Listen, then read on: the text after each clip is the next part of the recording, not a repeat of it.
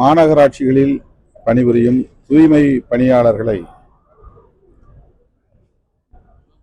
தனியாருக்கு தாரை பார்க்கக்கூடிய ஒரு முயற்சி நடக்கிறது என்று அறிந்தவுடன் அந்த முயற்சியை கைவிட வேண்டும் என்று விடுதலை சிறுத்தைகள் கட்சியின் சார்பில் வேண்டுகோள் விடுத்து அறிக்கை வெளியிட்டோம். உடனடியாக முதலமைச்சர் அவர்கள் இதனை பரிசீலித்து அந்த முயற்சியை கைவிடுகிறோம் என்று அறிவித்திருப்பது மகிழ்ச்சி அளிக்கிறது. தோழமை சக்திகள்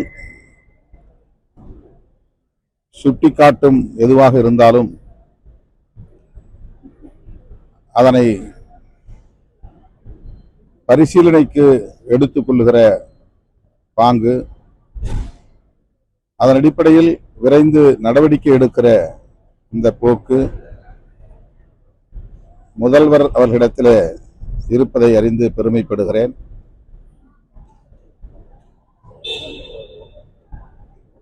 ஒரு ஜோசியரை தன்னுடைய ஓஎஸ்டியாக நியமித்த போது தோழமை சக்திகள் எல்லாம் அது ஏற்புடையதல்ல என்று சுட்டிக்காட்டியதும் உடனடியாக அந்த ஆணையை திரும்ப பெற்றவர் முதலமைச்சர்.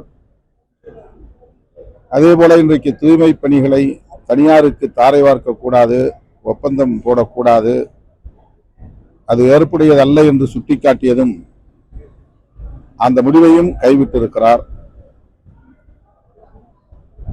இந்த அணுகுமுறை போற்றுதலுக்குரியது. முதல்வரை விடுதலை சிறுத்தைகள் கட்சி பாராட்டுகிறது.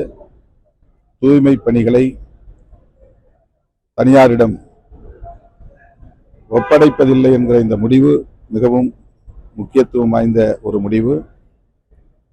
மீண்டும் விடுதலை சிறுத்தைகளின் சார்பில் நெஞ்சார பாராட்டுகிறேன்.